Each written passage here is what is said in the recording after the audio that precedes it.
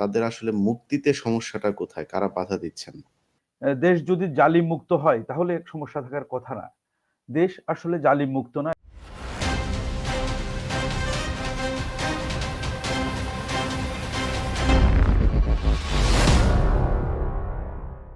পর্যন্ত জেলখানার অবস্থা কি? কত মানুষ জেলখানায় বন্দী আছে এবং তাদের আ বন্দিতে মানে তাদের আসলে মুক্তিতে সমস্যাটা কোথায়? কারা বাধা দিচ্ছেন? আ এম এন মোস্তফা ভাই, আমরা জি, আপনার কাছ আসলে আ যে বিষয়টা এখনো পর্যন্ত যে মুক্তির সমস্যাটা কোথায়?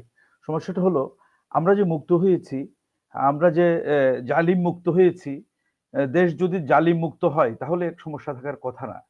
দেশ আসলে জালিম মুক্ত না। এখনো 80-90% যে জালিমের অনুচরেরা, সক্রিয় অনুচরেরা অ্যা যে ক্ষমতা আ বসে আছে, বিভিন্ন জায়গায় বসে আছে, গুরুত্বপূর্ণ জায়গা তারা পাহারাদারি করছে।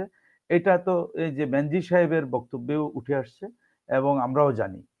তো এ কারণে ২ টা বিষয় আমি আজকে এই পর্যায়ে বলব। সেটা হলো যে আলেম ওলামা যারা নাম আছে, যাদের নামধাম আছে, যারা এ এ যা এ তা তাদের বিষয়ে কিছুটা হিসাব কিতাব আছে। আমরা বলতে পারি কতজন জেলে আছেন, কতজন জেলে অ্যা অ্যা আদালতে জামিন পাওয়ার পরেও জেলখানায় আটক আছেন। দুর্ভাগ্যজনক এখানে একটা কথা, উচ্চ আদালতে জামিন পাওয়া সত্ত্বেও, নিম্ন আদালতে জামিন পাওয়া সত্ত্বেও যাদেরকে আপিল করে আটকানো হয়েছে, তাদেরকে ওই আপিল নিষ্পত্তি হওয়া সত্ত্বেও, পুনরায় জামিন হওয়া সত্ত্বেও আবার কি করা হয়েছে? আপনার গোয়েন্দা সংস্থার রিপোর্টের অপেক্ষায়, ক্লিয়ারেন্সের অপেক্ষায় তথাকথিত এই দিনের পর দিন জেলখানায় থাকতে হয়েছে।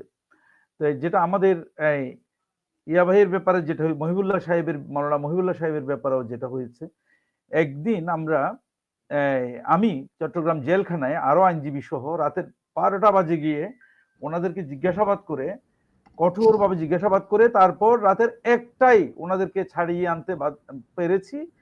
তাও আমি একজন সেনাবাহিনীর সাবেক কর্নেল দিদার সাহেবের সহযোগিতা নিয়ে, এবং উনি স্বরাষ্ট্র মন্ত্রণালয়ের সাথে যোগাযোগ করেছেন। তারপর এটা হয়েছে। এটা হাসিনা পতনের একদম পরপর কয়েকদিনের মধ্যে ঘটনা। এরপর এখানে যেটা আলোচ্য বিষয় হতে পারে যে জামিনে মুক্ত হওয়ার পরেও জামিনে বের হতে গোয়েন্দা সংস্থার মর্জির উপর ভরসা করতে হয়। এটা চরম মানবাধিকার লঙ্ঘন। এটার মতো চরম মানবাধিকার লঙ্ঘনের বিষয় আর হতে পারে না।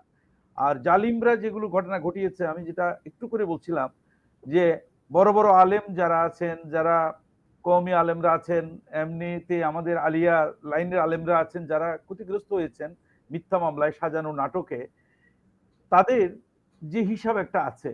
কিন্তু সাধারণ লোককে, তরুণ যুব সমাজকে নামাজি কালামি দেখলে অথবা দুর্বল ফ্যামিলির লোকজনকে ধরে গুম করে তাদের দাড়ি লম্বা করে তাদেরকে জঙ্গি তকমা দিয়ে, কিছুই জানে না তারা, এরকম করে যাদেরকে আটক করা হয়েছে, এদের সংখ্যা সহ আমি একটা খোঁজখবর নিয়েছি যে প্রায় তারা কোনো দলেরই সাপোর্টার না। তাদেরকে দিয়ে সাপোর্টাস তৈরি করার জন্যে এই ফ্যাসিবাদী সরকার সাবোটাজ তৈরি করার জন্য, ঘটনা তৈরি করার জন্য, যাদেরকে কেউ খুঁজবে না, এইরকম যাদের কম, ফ্যামিলির সামর্থ্য কম, দুর্বল, এই সমস্ত লোকদের সংখ্যা মিলাইয়ে টিলাইয়ে প্রায় ৫,০০০ লোককে এখনো পর্যন্ত আটক রাখা হয়েছে বিভিন্ন পর্যায়ে।